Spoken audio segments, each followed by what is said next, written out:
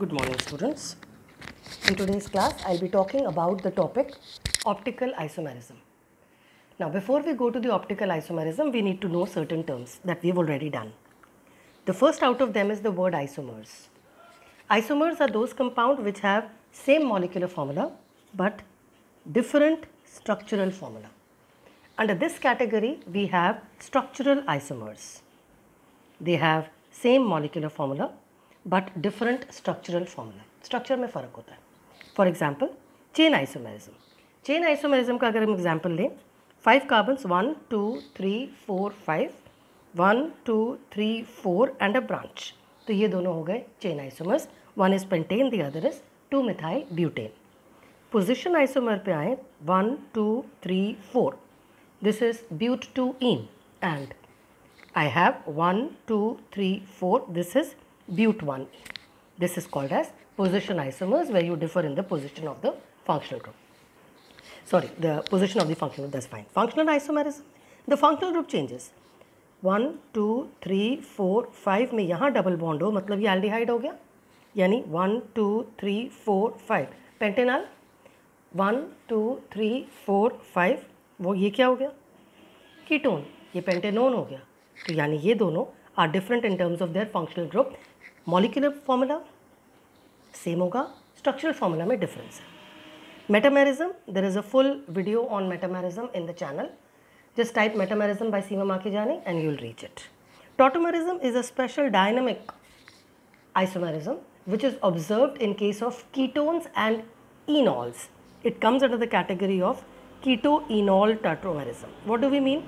एक जगह पे keto group होता है and it changes. That is something like this. 1, 2, 3, 4. Supposing I have 2 butanol. This changes into a 1, 2, 3, 4 and all and an ene. This kind of isomerism where a keto compound undergoes a hydrogen shift leading to a double bond is called as tautomerism. Now this was just a brief outline. Today's agenda is not structural isomerism.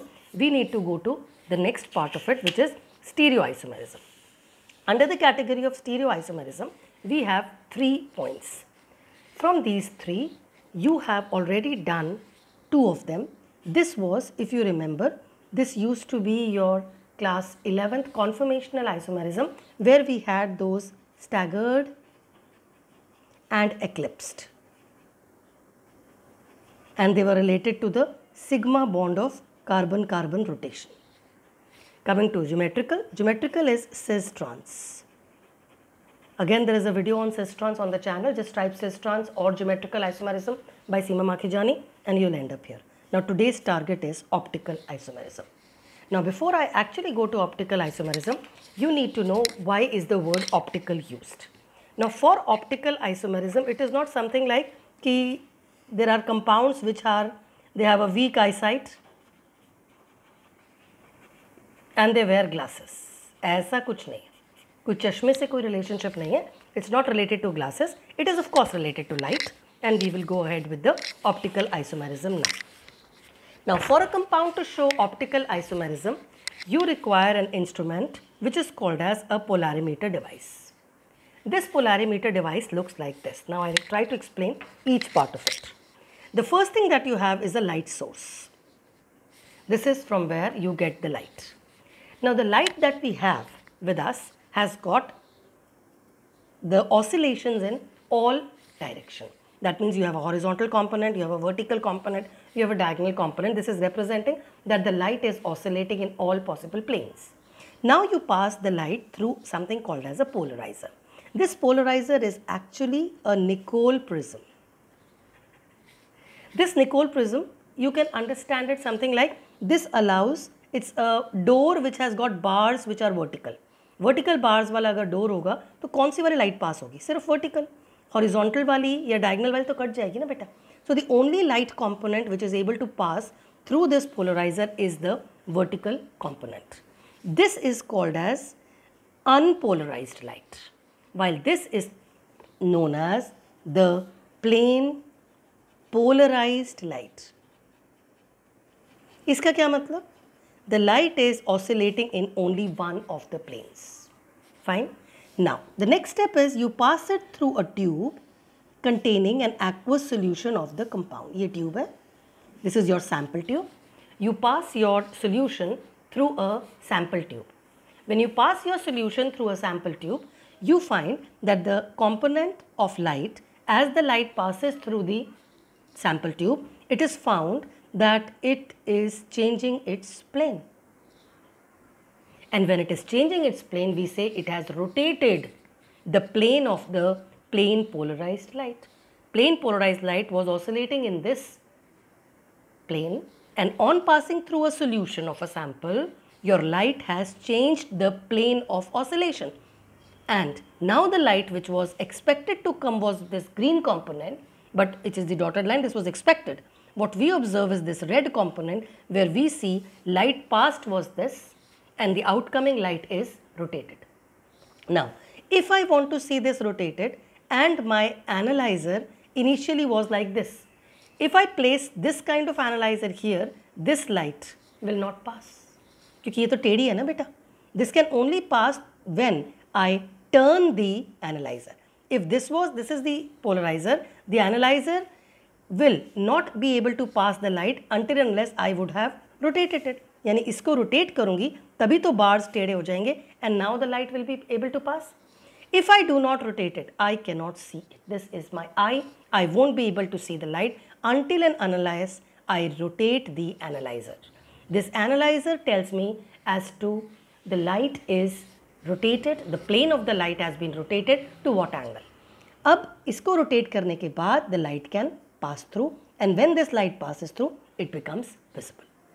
So, the components of the polarimeter are: first, light source produces the light vibrating in all directions.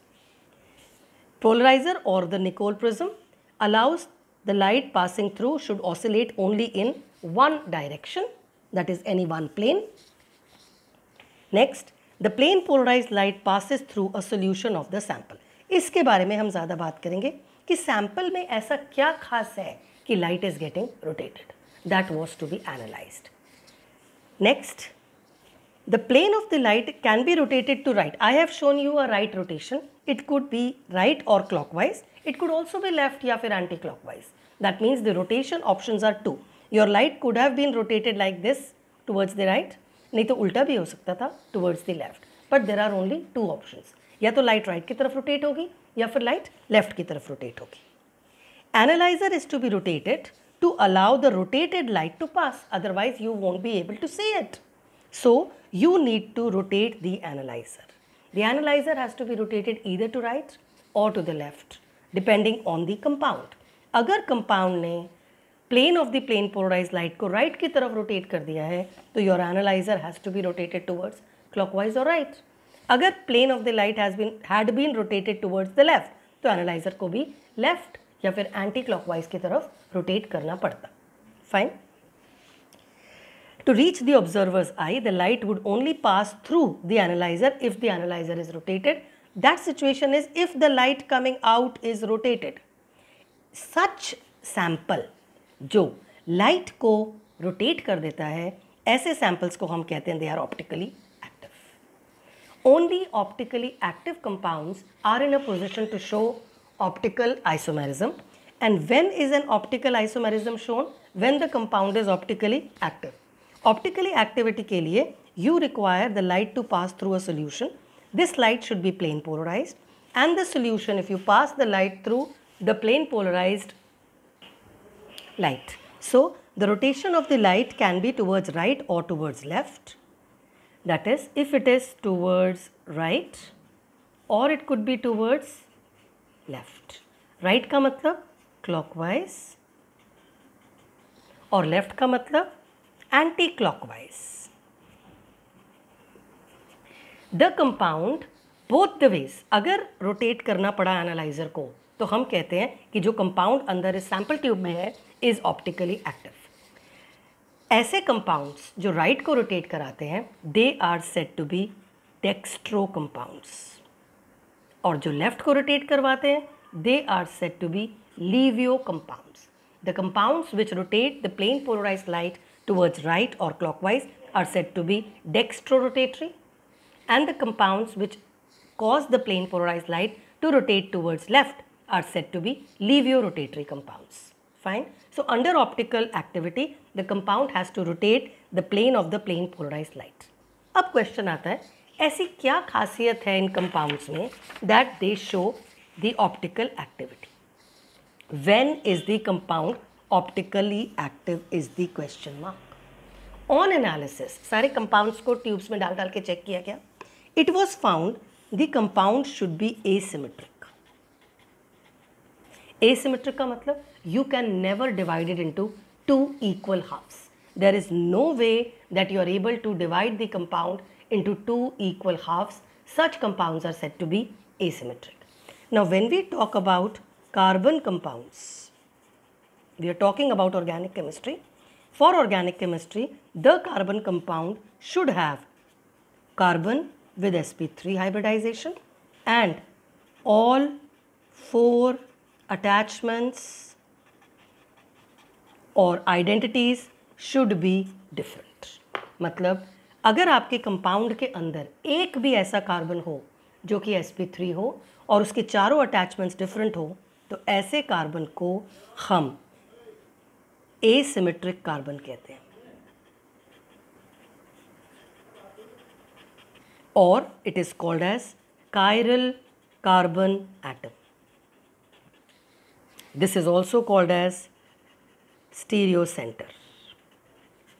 Compound का वो वाला carbon जिसमें 4 bonds हैं और चारों groups जो attached हैं वो डिफरेंट हैं is said to be the asymmetric carbon और द कायरल कार्बन एटम, जिसको फिर हम अब कंपाउंड्स में चेक करेंगे कि क्या ये कंपाउंड्स ऑप्टिकली एक्टिव हैं.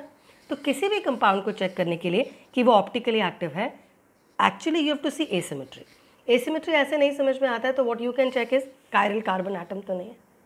Fine. Coming to 1 bromobutane, let us take for examples 1 2 3 4.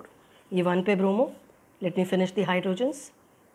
H2 H2 H2. चलो एक एक करके चेक करते हैं कार्बन्स. इस कार्बन के पास तो 3 हाइड्रोजन सेम है, सो नॉट ऑप्टिकली एक्टिव. इसके पास 2 हाइड्रोजन्स हैं तो दो अटैचमेंट सेम हो गए, नॉट ऑप्टिकली एक्टिव. इसके पास भी 2 हाइड्रोजन्स हैं, नॉट ऑप्टिकली एक्टिव. इसके पास भी 2 हाइड्रोजन्स हैं, not optically active. So this compound will not be optically active. 2 chlorobutane, 1 2 3 4, 2 पे क्लोरो. फाइन. हाइड्रोजन सेटिस्फाई करते हैं. 3 3 H2. Let's check. First carbon के पास 3 हाइड्रोजन्स हैं तो 3 सेम हो गए, नॉट ऑप्टिकली एक्टिव. इस वाले कार्बन के पास भी 3 हाइड्रोजन्स हैं, नॉट ऑप्टिकली एक्टिव. इस कार्बन के पास has got 2 hydrogens, 2 attachment same, not optically active. Now pay attention to this particular carbon. इस कार्बन के पास एक मिथाइल, एक ethyl. 1 is chloro and 1 is hydrogen. Methyl, ethyl, chloro and hydrogen. All attachments are different. So this is your chiral carbon atom, hence this compound will be optically active. Fine. This can show optical isomerism. Coming to next, pentane 3-ol. Let's write down the structure. 1 2 3 4 5. Third position पे all. H. Let us satisfy the hydrogens, hydrogens, hydrogens and hydrogens. Please check. पहला carbon 3 hydrogens हैं, not optically active. Second carbon 2 hydrogens same हो गए तो ये भी chiral नहीं है. थर्ड कार्बन को देखो, क्या ये कायरल है? एक अटैचमेंट OH है, एक अटैचमेंट H है, ये तो 2 अलग हो गए. This is ethyl, this is also ethyl. So this particular carbon has 2 इथाइल्स, 1 OH and 1 H, तो ये भी ऑप्टिकली एक्टिव नहीं है. This is also not the chiral carbon atom. ये वाला कार्बन के पास 2 H है तो सेम हो गए, नॉट कायरल. ये वाला कार्बन 3 H है, not chiral, not optically active. Coming to next, 2,3 dihydroxy propanol. Let's write the structure. 1 2 3. ये हो गया प्रोपेनॉल. 2,3 डाइहाइड्रोक्सी OH, यहाँ पर भी OH. ठीक है. उसके सिवा यहाँ पे क्या आ जाएगा? H2. यहाँ पे क्या आ जाएगा? H. Is that fine? That's the structure. Now let's check upon. ये वाला कार्बन तो बेटा sp3 ही नहीं है, दिस इज sp2, तो इसके बारे में तो बात ही करना बेकार है. Let's check for the presence of chiral carbon atom. This carbon 1 OH, 1 H, 1 CHO, 1 CH2OH, तो चारों अलग हो गए ना, तो ये तो chiral carbon है. फाइन. इस पे आओ. कार्बन के पास 2 hydrogens, again not a chiral carbon atom. एक भी chiral carbon atom होगा तो we say the compound is optically active. Coming to the next compound, 2-bromo propanoic acid. 1 2 3, ये हो गया प्रोपेनोइक एसिड. 1 2 पे ब्रोमो, H एंड CH3. चलो let's check for chiral carbon atom. है क्या इसमें?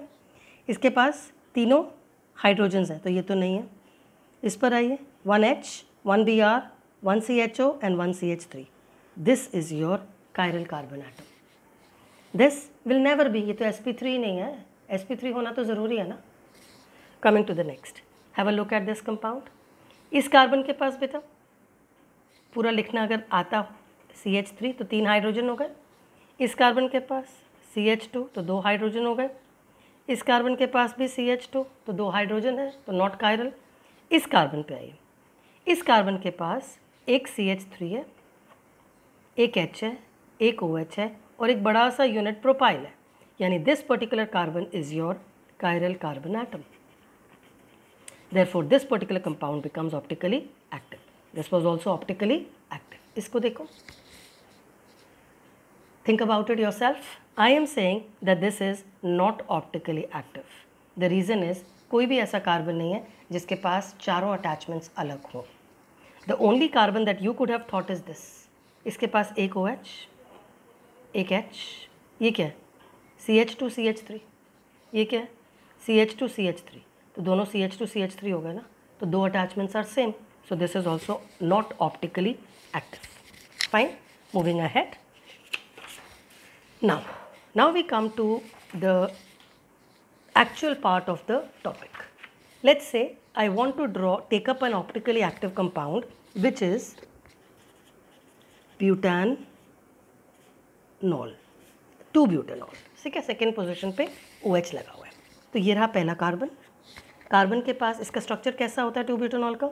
1 2 3 4. ये रहा 2-ब्यूटेनॉल. इसमें कायरल कार्बन कौन सा हुआ? ये वाला. इसी पे फोकस कर रही हूँ मैं. यही मेरा कायरल कार्बन एटम है. इसके पास जो 4 अटैचमेंट्स हैं वो एक ये रहा, एक ये रहा.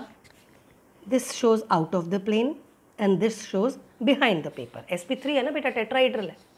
इस केस में I have 1 is H, 1 is OH, the other 2 are CH3 and C2H5. ये हो गए इसके 4 कॉम्पोनेंट्स. फाइन. अब इसका अगर मैं तुमसे कहूँ इसका मिरर इमेज बना दो. मिरर इमेज बनाने के लिए क्या करना होता है? Let us assume there is a mirror in between. This is the mirror. Mirror image बनाने का सबसे आसान तरीका क्या है? जितना दूर ये बना हुआ है मिरर से उतना ही दूर यहाँ पे वही चीज़ आनी चाहिए, तभी तो मिरर इमेज होगी. तो कार्बन, ये रहा कार्बन. ओके. इसके पास एक ये अटैचमेंट है. यहाँ पर you would have this attachment. यहाँ पर क्या आएगा? ये. यहाँ पे क्या आएगा? ये. फाइन. ये हो गए 4 attachments. It is write down the attachments now. ऊपर यहाँ पे CH3 है तो यहाँ पे भी CH3. यहाँ पे OH है तो यहाँ पर भी OH, यहाँ पर H और यहाँ पर C2H5. Now this compound and this compound both have got a chiral centre. दोनों के पास कायरल सेंटर है. ये भी ऑप्टिकली एक्टिव है, ये भी ऑप्टिकली एक्टिव है. पर बेटा ये सेम नहीं है. सेम कैसे नहीं है? इस कार्बन के पास एक मिथाइल, एक इथाइल, एक OH, एक H. इसके पास भी तो एक मिथाइल, एक इथाइल, एक OH, एक H. IUPAC नेम अगर मैं दोनों का करूँगी सेम आएगा. बॉन्ड्स के बारे में बात करूँ सेम है, लेकिन they are mirror images of each other. This is not same as this. इसको सेम होता तो इसका OH भी उसी तरफ से ओरिएंटेड होना चाहिए था ना. ये दोनों स्टीरियो आइसोमर्स है ना.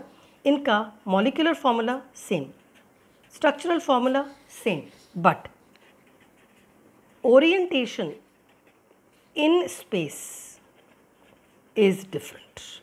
जब ओरिएंटेशन इन स्पेस डिफरेंट होती है उन्हीं को तो हम स्टीरियो आइसोमर्स कहते हैं. और क्योंकि इन दोनों में कायरल कार्बन एटम है, ये हैं तुम्हारे optical isomers.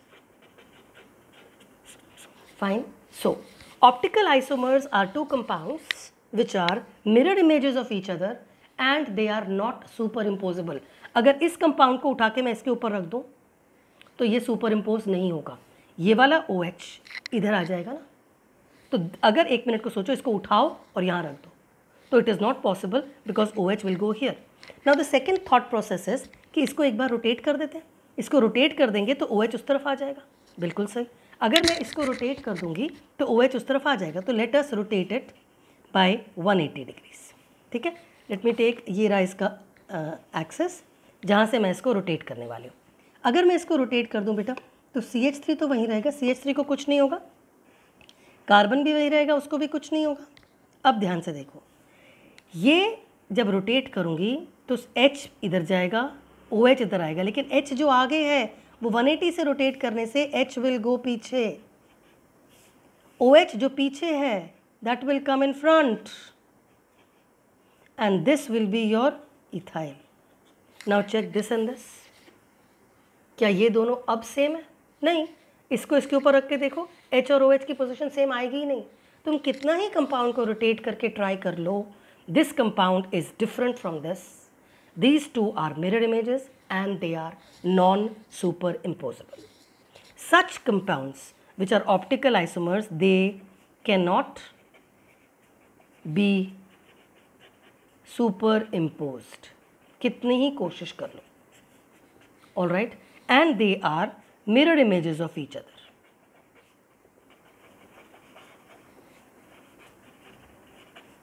Mirror images of each other होना चाहिए and they are not super impossible. ठीक है. अब दूसरी बात, can I change this compound to this? No, it is not possible to change this compound to this until and unless you break a bond. Bond तोड़े बिना ये नहीं possible होगा. ये कंपाउंड ये बन ही नहीं सकता. They have different identities. पता कैसे लगता है कि ये दोनों डिफरेंट है? ये पता लगाने के लिए क्या करो, इस कंपाउंड, लेट अस टेक, मैं इस कंपाउंड को फिलहाल A बोल रही हूँ और इसको मैं B बोल रही हूँ. ओके, ये दोनों डिफरेंट है. करेंगे क्या, दोनों A और B कंपाउंड्स को एक एक करके इसमें डालेंगे. प्लेन पोलराइज लाइट पास करेंगे. सपोज करो यहाँ पे A डाला है. A डालने के बाद this is the rotation that you observe which is let's say 10 degrees towards clockwise, that is right. A डालने पर, A कंपाउंड डालने पर I get 10 degrees towards right, यानी मेरा A कंपाउंड जो है वो डेक्स्ट्रो रोटेटरी हो गया. फाइन. अब मैं इसको खाली करूँ और इसमें B का सोल्यूशन भरती हूँ. B का सोल्यूशन भरा सेम कॉन्सेंट्रेशन में, ऑफ कोर्स जैसा A का कॉन्सेंट्रेशन लिया था. Let's take 1 molar. 1 मोलर जब A भरा था तो light was rotated to 10 degrees right and I said since it is right it becomes dextro rotatory. Your A compound is dextro rotatory with 10 degrees right rotation. Fine. अब इसको खाली करके साफ करके 1 मोलर B भर दो. When I fill 1 molar solution of B component, then again I pass the plane polarized light. This plane polarized light was rotated, but this time it was rotated in the opposite direction. The analyzer had to be rotated in the anti-clockwise direction, but 10 degrees only. Rotation दोनों की same है क्योंकि दोनों के compounds में formula same है, नाम same है, स्ट्रक्चर सेम है, अटैचमेंट सेम है, but they are mirror images, opposite of each other है. तो उनकी रोटेशन ऑपोजिट है लेकिन magnitude of the rotation same होता है. यानी आपका B कंपाउंड जो होगा will be leave your rotatory by 10 degrees only. That is the speciality and the important information. When we talk about optical isomerism rotate the plane of plane polarized light. इनमें से एक dextro होगा और दूसरा लीवियो होगा, but they would have same magnitude of rotation of plane polarized light. Fine. So what is so special about optical isomerism? Optical isomerism cannot be superimposed on each other. They are mirror images of each other. One of them is dextrorotatory, the other is levorotatory. का मतलब if you fill them up into the polarimeter tube, you find if one rotates the light towards right by 10 degrees, the other would rotate the light towards left by 10 degrees. इनका एक और नाम है which is enantiomers. So that was what I was trying to say. Enantiomers is the term that I wanted to define. Optical isomers are also called as enantiomers. Fine. Now coming to one more important term, we'll just revamp the enantiomers once more. इन दोनों में क्या bonds में फ़र्क है? नहीं. तो क्या chemical reactivity में फ़र्क होगा? नहीं. इन दोनों की केमिकल रिएक्टिविटी बिल्कुल सेम होगी. मॉलिक्यूलर मास दोनों का सेम होगा. Boiling point same, melting point same, name 2-butanol. फ़र्क कहाँ है? Only in the rotation of the plane polarised light is where they differ. So I'll just sum it up. When we talk about the word enantiomers, what comes to our mind? Enantiomers are compounds which are optical isomers, number one. Secondly, one is dextrorotatory और इसको plus भी बोलते हैं. Other is लीवियोरोटेटरी या इसको minus भी बोलते हैं. डेक्स्ट्रो को स्मॉल डी और प्लस से डोनेट करते हैं, लीवियो को स्मॉल एल और माइनस से डोनेट करते हैं. But they are rotating in same magnitude of rotation.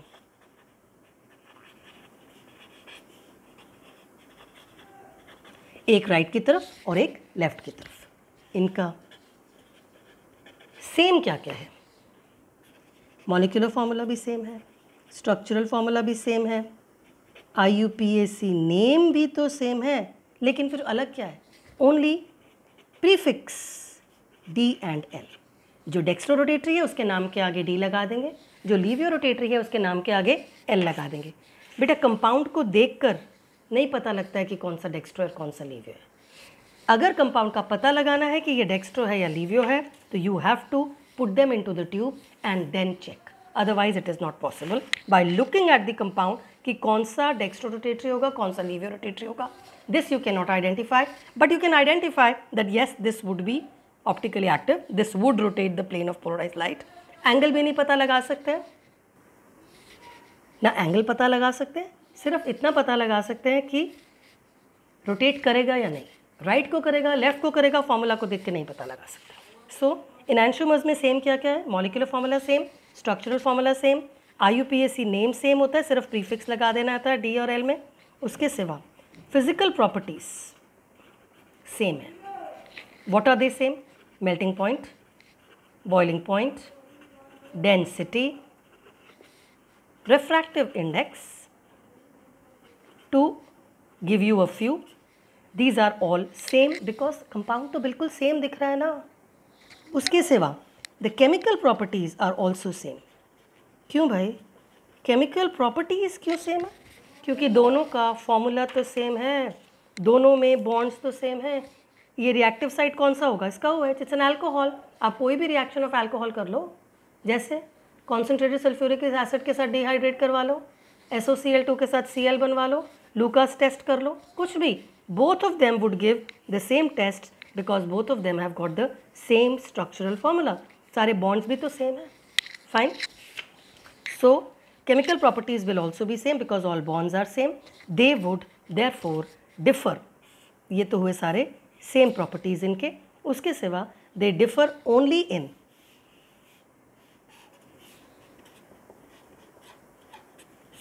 in the rotation of plane polarized light. In fact, they differ in the, it should be direction of rotation. क्योंकि magnitude तो same है. अगर एक +10 degrees है तो दूसरा -10 degrees है. This is just an arbitrary way to understand. Actually इनकी रोटेशंस क्या है हमको नहीं पता है. एक और अगर बोले please draw, give an example of an enantiomer and draw the 2 enantiomers. तो कुछ नहीं करना है बेटा, सबसे सिंपल बताऊँ क्या करना. एक कार्बन बनाना, उसके 4 अटैचमेंट्स बना देना, ऐसे चारों अलग कर देना. मैंने एक H लगा दिया, एक F लगा दिया, एक Br लगा दिया और एक CH3 लगा दिया. कोई भी 4 लगा दो. उसके बाद ये एक एनांशियोमर मान लेंगे, उसके बाद उसका मिरर इमेज बना देना. क्या करना है? सेम एक कार्बन लिखना है, ऊपर H लिखना है, इधर डॉटेड F लिखना है, इधर CH3 लिखना है, और ये रहा तुम्हारा PR. तो these two would be your pair of enantiomers. याद क्या रखना है, कायरल कार्बन एटम ज़रूर आना चाहिए. कौन सा डेक्स्ट्रो है, कौन सा लीवियो है, हमें नहीं पता. इस कंपाउंड का बाय द वे नाम क्या होगा, ऐसे लिखो, CH3 CH Br and F. क्या नाम लिखो, 1 ब्रोमो 1 फ्लोरो इथेन. ठीक है. तो कोई सा भी कंपाउंड बनाया जा सकता है अगर आपसे कहें give an example of an enantiomer and draw it. ठीक है. इसके सिवा there is another important instruction that I have to say. Suppose करो ये दो कंपाउंड्स हैं, इन दोनों कंपाउंड का मैं इक्वी मोलर रेशियो ले लूँ, कॉम्पोजिशन ले लूँ. ठीक है. इसका भी 1 मोल, इसका भी 1 मोल सोल्यूशन बना दो दोनों का, और वो सोल्यूशन मैं इसमें डाल दूँ.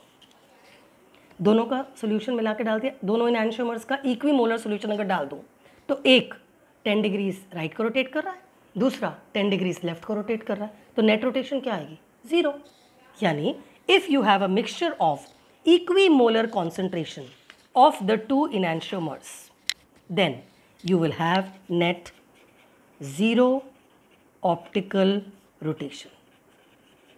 अगर 0 ऑप्टिकल रोटेशन हो जाता है, ऐसे मिक्सचर का एक पर्टिकुलर नाम है इक्वीमोलर कॉम्पोजिशन ऑफ एनैंशियोमर.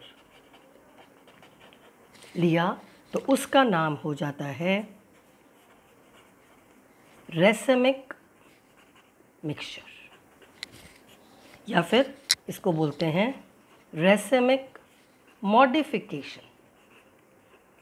सो अगर दो एनैंशियोमर्स हैं तुम्हारे पास, दोनों को इक्वल अमाउंट्स में कॉन्सेंट्रेशन सोल्यूशन बना दो और उस सोल्यूशन को बोलते हैं रेसेमिक मिक्सचर. फिर इसको रिप्रेजेंट कैसे करेंगे, ऐसे Dl लगा दो आगे एज अ प्रीफिक्स, या फिर प्लस एंड माइनस आगे लगा दो, उसके बाद यही वाला नाम लगा देना. यानी कि if you have this particular compound, जो इससे पहले किया था हमने एग्जाम्पल, इस पर्टिकुलर कंपाउंड का क्या नाम था, 2 ब्यूटेनॉल था. ठीक है.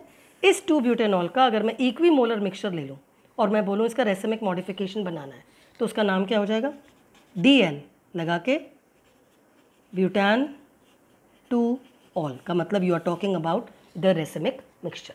या फिर प्लस माइनस लगा दो. सिर्फ प्लस लगाए तो मतलब डेक्स्ट्रो रोटेटरी, सिर्फ माइनस लगाए तो मतलब लीवियो रोटेटरी.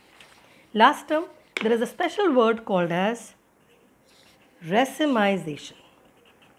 ये क्या होता है, this is if you convert, I repeat, convert any one enantiomer, एक कोई सा भी ले लो, ये ले लो या ये ले लो, any one enantiomer into a racemic mixture में कन्वर्ट कर दो तुम, तो इस बात को हम रेसिमाइजेशन कहते हैं. So racemization is a process to convert enantiomer into a racemic mixture. मतलब एक था और तुमने उसमें से आधे को ये बना दिया. केमिकल रिएक्शन से होगा, अदरवाइज तो नहीं हो सकता, घुमाने से तो होता नहीं. कोई केमिकल रिएक्शन किया कि आधा ये ट्रांसफॉर्म हो गया, and that would be said to be the formation of a racemic mixture. And this process by which you convert this into half of this is called as racemisation. With this I close the class. This is your summary